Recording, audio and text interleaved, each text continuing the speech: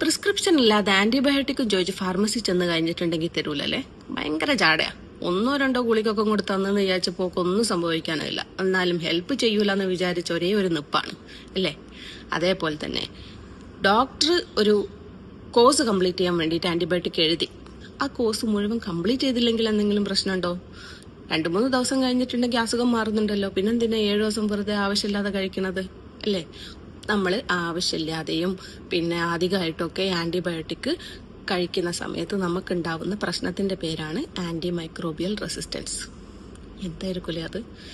Antibiotic എന്ന് പറഞ്ഞു കഴിഞ്ഞിട്ടുണ്ടെങ്കിൽ നമ്മളെ ശരീരത്തിൽ ബാക്ടീരിയൽ ഇൻഫെക്ഷനെ ട്രീറ്റ് ചെയ്യുന്ന ഒരു മരുന്നാണ്. നമുക്ക് വരുന്ന ചെറിയ ജലദോഷം, തൊണ്ടവേദന, ഈ കഫക്കെട്ട്, ഇതൊക്കെ എപ്പോഴും ബാക്ടീരിയനെ കൊണ്ടായിരിക്കുമോ? അല്ല. ചില സമയത്ത് ഇത് വൈറസോ ഫംഗസോ പാരസൈറ്റോ അങ്ങനെ എന്തെങ്കിലുമൊക്കെ ആയിരിക്കും. ഇതൊന്നും അറിയാണ്ട് നമ്മൾ ഡോക്ടർ പറയാതെ തൊട്ടടുത്തുള്ള ഫാർമസി ചെന്നിട്ട് ഒരു ആന്റിബയോട്ടിക് മേടിച്ച് കഴിക്കുക, അതല്ലെങ്കിൽ നമ്മുടെ ഫ്രണ്ട്സോ ഫാമിലി ആരെങ്കിലും കഴിച്ചതിന്റെ ബാക്കി ആന്റിബയോട്ടിക് ഉണ്ടെങ്കിൽ അതെടുത്ത് കഴിക്കുക ഒക്കെ ചെയ്യുന്ന സമയത്ത് നമുക്ക് ഉണ്ടാവുന്ന ഒരു കണ്ടീഷനാണ് ഈ AMR. സംഭവിക്കാന്ന് വെച്ചിട്ടുണ്ടെങ്കിൽ നമ്മൾ വൈറൽ ഫീവർ വന്നു, ആന്റിബയോട്ടിക് കഴിച്ചു കഴിഞ്ഞിട്ടുണ്ടെങ്കിൽ നമ്മുടെ ശരീരത്തിന് ആവശ്യമുള്ള നല്ല കുറച്ച് ബാക്ടീരിയകളുണ്ട്, ഡൈജഷന് ഇമ്മ്യൂണിറ്റി ഒക്കെ പ്രോപ്പറായിട്ട് കൊണ്ടുപോകുന്നത്. ആ ബാക്ടീരിയനെ ഫുള്ള് ഈ ആന്റിബയോട്ടിക് നശിപ്പിക്കും. പോരാത്തന്നെ നമ്മൾ അസുഖം മാറില്ല.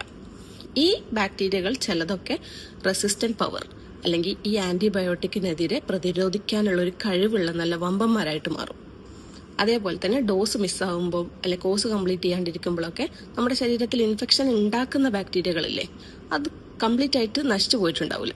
ഈ സാധനങ്ങളും ഇതേപോലെ റെസിസ്റ്റന്റ് പവർ കൈവരിച്ച് ഭയങ്കര ഉഷാറായിട്ട് അവിടെ നിൽക്കുന്നുണ്ടാവും.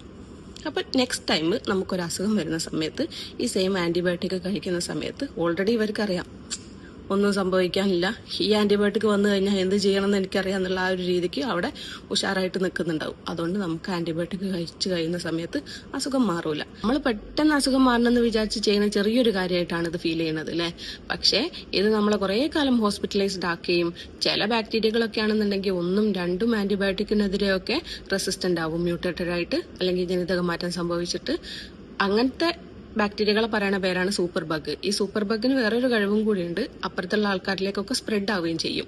ഇങ്ങനെയാണെന്നുണ്ടെങ്കിൽ ഇത് വലിയൊരു പ്രശ്നമായിരിക്കും അല്ലെ? കുറച്ചു കാലം കൂടി കഴിയുന്ന സമയത്ത് പഠനം പറയണത് 2050 ആകുമ്പോഴത്തേക്ക് ഈ ആക്സിഡന്റ് ഉണ്ടായിട്ട് മരിക്കുന്നതിനെക്കാട്ടിലും കൂടുതൽ ആൾക്കാർ മരിക്കാൻ പോകുന്നത് ഈ AMR കൊണ്ടാണെന്നാണ്. അതുകൊണ്ട് ദയവ് ചെയ്തിട്ട് എന്റെ ഈ വീഡിയോ കാണുന്ന കുറച്ച് ആൾക്കാരെങ്കിലും ഒരിക്കലും വെറുതെ ആന്റിബയോട്ടിക് മേടിച്ച് കഴിക്കാതിരിക്കുക. അതുപോലെ ഡോക്ടർ എഴുതിയ കോഴ്സ് കംപ്ലീറ്റ് ആക്കുക.